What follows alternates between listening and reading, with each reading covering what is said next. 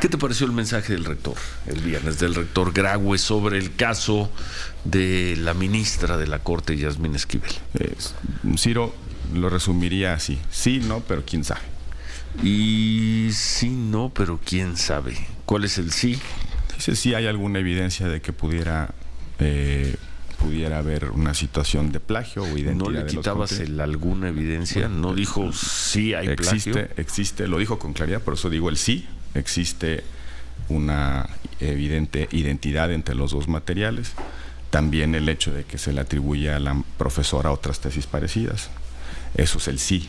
El no es que no parecen haber encontrado un procedimiento para poder analizar institucionalmente la validez, la vigencia de la tesis y consecuentemente el título profesional que emitió la Universidad Nacional. Y el quién sabe, Ciro, pues porque no nos dice qué va a pasar. No nos dice el rector si va a haber un procedimiento o algún pronunciamiento de alguna autoridad universitaria. Yo creo que en esta situación, Ciro, se está dañando a las instituciones de manera muy seria. La Suprema Corte, por supuesto, pero también la Universidad Nacional. Yo tengo la impresión... ¿Quién las está dañando? El hecho de que no tengamos certeza sobre cómo dilucidar una cuestión de esta magnitud. La Suprema Corte de Justicia, en la Suprema Corte de Justicia se sientan los juristas más, digamos, mejor formados, más ilustres juristas, como reconocimiento a su carrera, a su honorabilidad, a su trayectoria. Se sientan los abogados, los peritos en derecho. Los peritos en derecho tenemos una condición de ejercicio, no solamente haber agotado nuestros créditos académicos, sino también cumplir con las formalidades para ejercer profesionalmente esa profesión. Y una formalidad es contar con la cédula profesional, y para contar con la cédula profesional hay que tener un título, y un título legítimo. En consecuencia, no parece que la UNAM encuentre una manera de pronunciarse definitivamente, escuchando a la ministra en sus argumentos, en sus pruebas, sus alegatos. No encuentra una manera para hacerlo y zanjar esta discusión para bien o para mal. Ese es el punto. Y entonces yo creo podemos entender la explicación que dio el rector, y que además secundan las autoridades de la universidad que estaban con él en este mensaje. Pero ¿y qué viene? Hoy habrá sesión en la Corte, mañana en la Corte está trabajando, y así nos vamos a seguir 7 años. Y vamos a pausa y le dejamos esta pregunta: ¿qué viene ahí en la Corte con estas cartas, con esta situación en el caso de la ministra Yasmín Esquivel? Le dejamos esa pregunta a Roberto Gil, hacemos pausa, volvemos. Estará empezando ya, o habrá empezado hace unos minutos, ya el juicio en sí de Genaro García Luna en Nueva York. De alguna manera vamos a tener un reporte, aunque nuestro enviado Marco Silva pues está dentro ya de la sala, y desde ahí pues no puedes sacar comunicación, pero algo vamos a informar antes de que termine el programa. Te preguntaba, Roberto, al irnos a corte, después del mensaje del rector Graue, del no comentario de la ministra Yasmín Esquivel, ¿qué sigue ahí? Ella sigue siendo ministra de la Suprema Corte de Justicia, y por lo visto no piensa dar un paso al lado en lo que se investiga, en lo que se resuelve esta situación. ¿Qué sigue en este caso? No, para ella, incluso según un comentario, daba por zanjada esta discusión. Sin embargo, la Universidad Nacional anunció que seguirá analizando el tema. Yo creo que se tiene que despejar la duda sobre la situación de la ministra, por el bien de todos, por el bien de la Corte, por el bien de la UNAM, por el bien de ella misma, por muchas razones.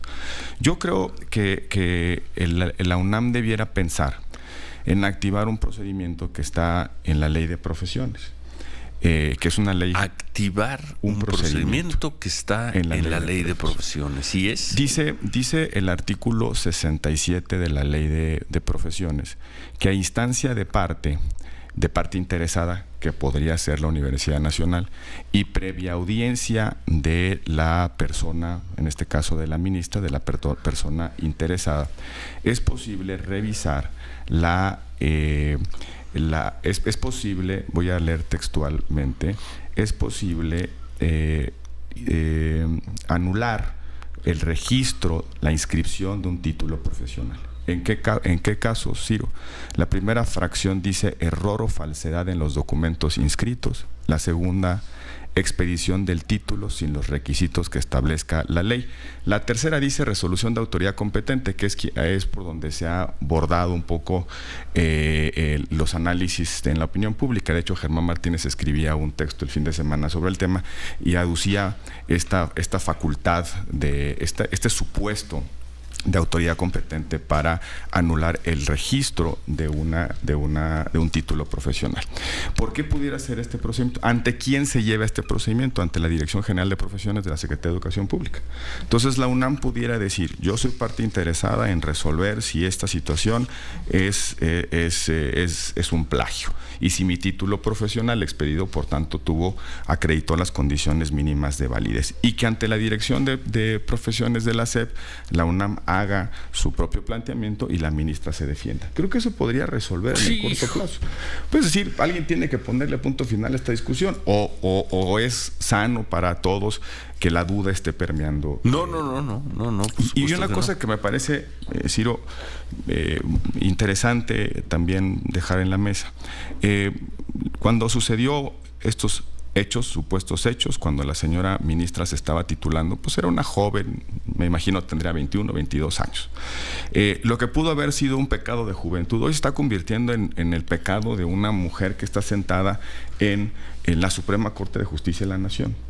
Es decir, debería la propia ministra preocuparse y ocuparse de que se despeje la duda sobre eso, sobre un hecho que pudo haber pasado hace muchos años y que muchos alumnos tienen la tentación de hacer porque quieren trabajar rápido, y no lo justifico, sino porque quizá en sus entornos, en el balance de una decisión, no tomaron la correcta, ¿no? Hay un cuate que vende unas tesis muy bien hechas. Y ya quiero trabajar y ya quiero resolver esto. Sí. Yo tengo muchos alumnos, he tenido muchos alumnos y muchos me han intentado ver la cara con una tarea copiada, etcétera. Eso pasa habitualmente. Sí. Y las universidades de alguna manera tenemos que enseñar a los muchachos, a nuestros alumnos, que tienen que tomar una decisión de honorabilidad frente a estos dilemas de vida. Bueno, probablemente la señora ministra se encontró con ese dilema de vida cuando era una joven. Pero lo que ya no es admisible es que, estando ya en la Suprema Corte de Justicia, no enfrente esta situación como una mujer que está sentada en la Suprema Corte de Justicia de la Nación,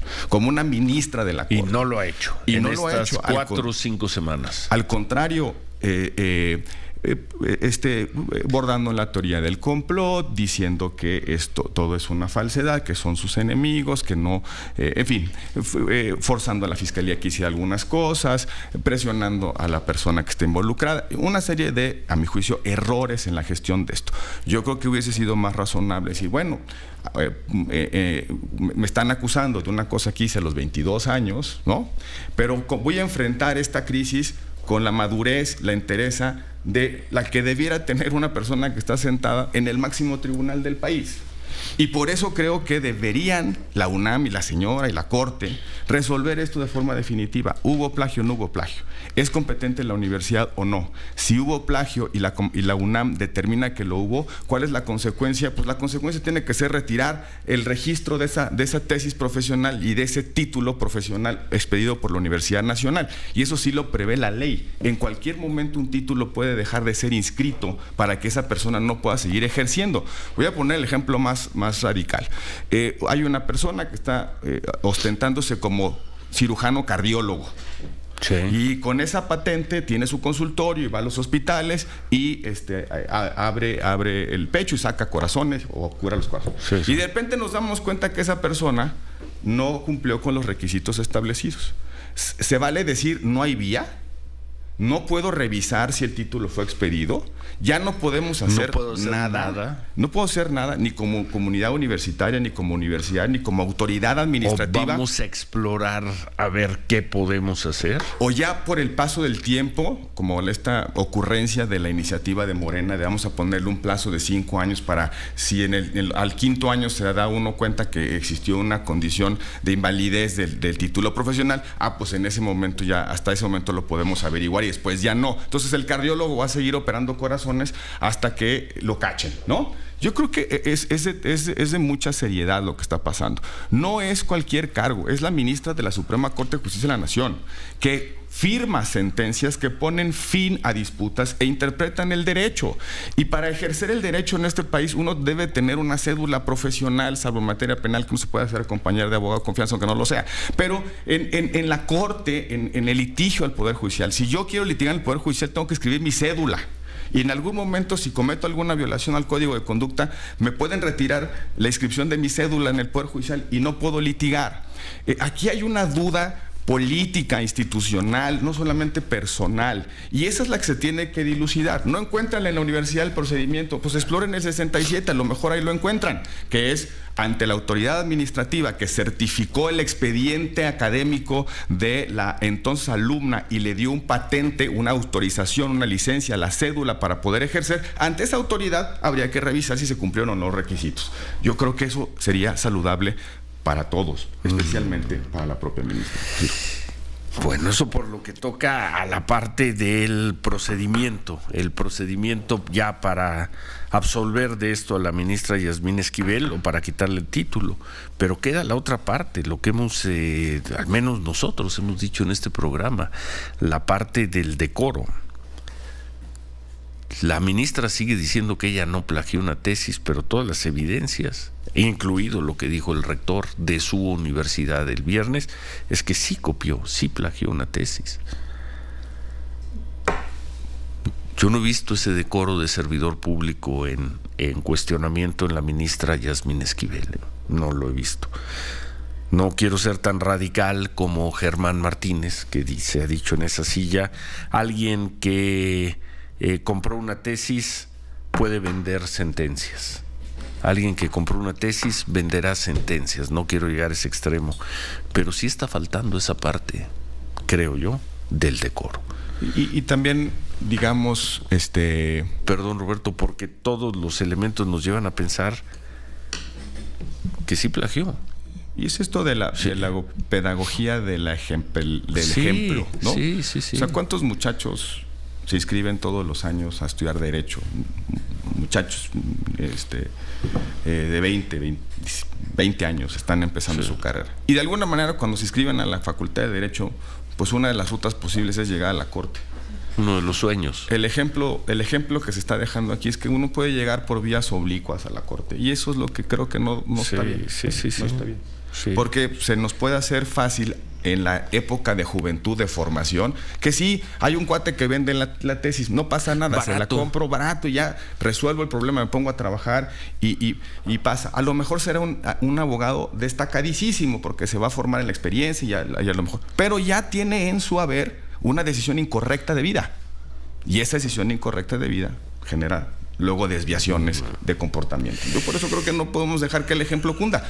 Entonces, la señora ministra, que se someta a la autoridad, ahí está un procedimiento ante la autoridad administrativa, la SEP, le creemos o no lo que diga la SEP es otra cosa, pero que la UNAM comparezca y la señora comparezca y determinen si hubo o no ese plagio que se está. Y punto. Y punto. Y lo demás quedará en manos, yo digo, de los organismos. Pero bueno, hacemos una pausa.